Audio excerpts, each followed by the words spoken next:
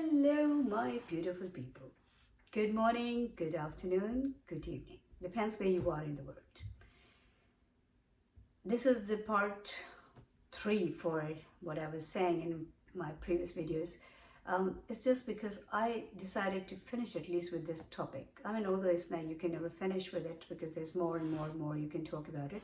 But whatever I wanted to say, I just wanted to finish it.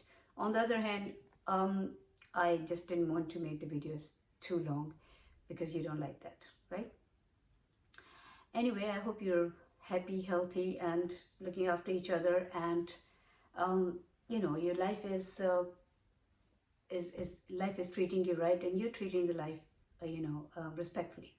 So we were talking about the respect in the relationships, and I came to the point. In my last video, I think I was just talking about, like, if you step in a relationship, if you meet a person, it's not like you're stuck. It's not like you're a prisoner of that relationship. It's just because, like I said, petty arguments or little things that can be ignored. Ignore the things that you can ignore. You know, if it comes, God forbid, to an abusive relationship, which is like mentally abusive, or now people are becoming more defensive. As I have already said, I've said it in my videos too. Without a relationship, without anything, even on the roads, you can see, if you look at somebody for even 1 second, you say, hey, why are you looking at me? If you smile at somebody, they get offended sometimes.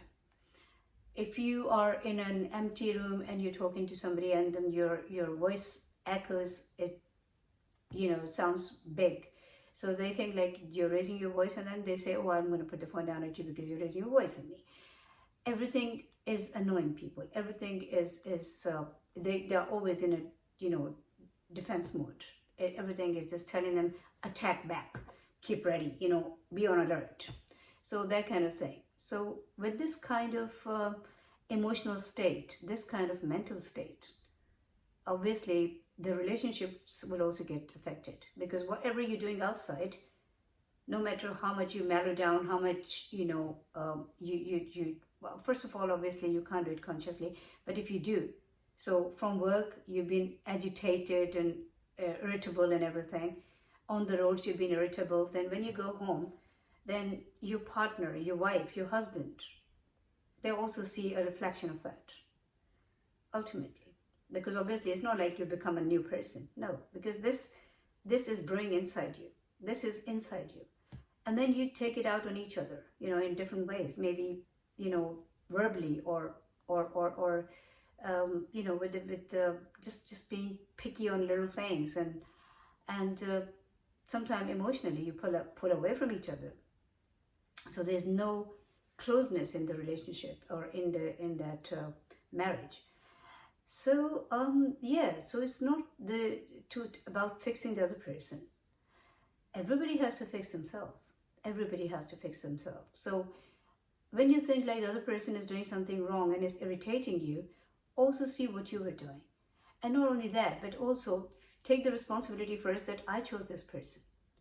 Not because you should be punished for that. No, it's just, so once you take the responsibility, remember, go back in the time when you actually liked that person for being with. So whatever happened now, maybe if it's not something so serious and bad, then maybe you can take care of that. Maybe you can fix it, or maybe you both can fix it. So anyway, just look into it. And then the next thing that I want to talk about is just when people get divorced. Like I was mentioning my friend, so his wife, ex-wife, is all the time bothering him, all the time doing different things to interfere in his life. All the time, whenever I talk to him, he's like, oh, she did this and she did that. And I mean, I'm not a gossipy person, but and I don't want to say anything because it's not my business. But the thing is, I feel for him, and I also know that it happens to so many people. It's not just him. It's so many people go through this, because it's like it just becomes like a punishment. And then the poison is all the time. It's like you boiling inside. The poison is there. You start hating each other. If he's not with me, why he's with her? If she's not with me, why she's with him? Oh, she left me, I'm going to make her life difficult. Oh, he preferred her on me, so First of all, being loyal. Loyalty is your own respect. If you are cheating on your partner, if you're not keeping, no matter whether that commitment in the name of marriage, if it's on a paper or if it's without a paper, commitment starts from the time when you actually start entertaining the other person in an emotional way. That is the time when the commitment starts, whether you realize it or you don't. So when you are actually, so respect that commitment, please. It's not like you're standing in a market where you're shopping, or even with the shopping. I mean, it's not like, do you do this like one day you buy your washing powder, and then maybe that's not the right example, but the variety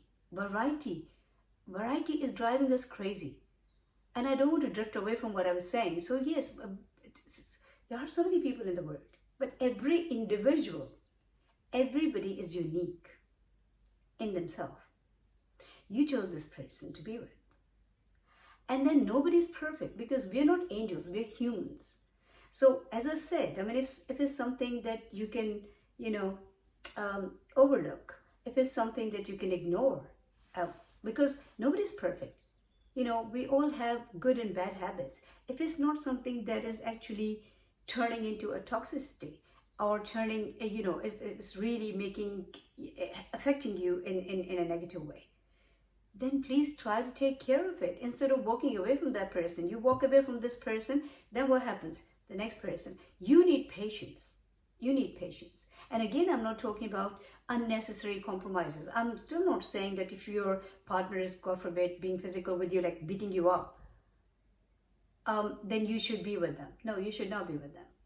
Or if your husband or wife is cheating on you, then you should be with them. No, you should not be with that person. You should not be with them in the first place, but obviously we don't know. So what I'm saying is, wherever you can make the ends meet, like in that relationship, not financially, but wherever you can meet halfway, please do that. Communication is the key. Talk to each other.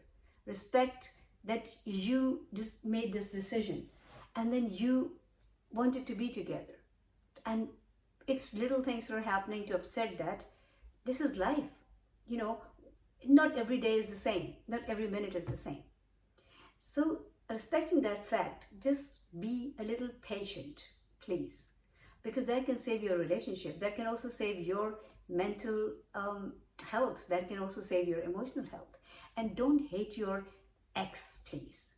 Don't chase after them. That chapter, once you close that, if you decided to close it, just close it properly, because it's not just affecting them, it's also affecting you. You're getting sick in your head just by hating that person. Hatred is, what is hatred? Hatred is not a natural emotion. It's a sickness. So please don't get sick. Look after your mental health, look after your emotional health, look after your physical health, and keep smiling. It's easy to walk out. It's difficult to be compassionate, to have some empathy, just to have some to sit down and sort it out first with yourself and with the other person. So if you can do that, then you can save your relationships. If you can do that, then you can also save your mental health, because this hopping around one person to another and from another to another is not healthy. Mentally, spiritually, sometimes even physically. There have been so many ailments, so many diseases that have actually come out of this changing partners. And I don't think I should be going into that, because it would just make my video long, and I'm not an expert on that. But yes, we're all living a life, and we all know that this has happened and is still happening. So yes, I mean, your loyalty brings health to you. Loyal doesn't mean like you have to put up with everything. Loyal means like as a person, respect your relationships. Don't get triggered by little things. Have some patience, and don't give up on each other so easily and quickly, because it's a person we're talking about. It's not your toothpaste that you can change. Even toothpaste, you shouldn't change, you should change it at least after 6 months. But it's entirely up to you what you want to do with your life. These are just my thoughts, and I thought like maybe I can share them with you, as I always do. Look after yourself, stay happy, healthy, and smiling, because life is so beautiful.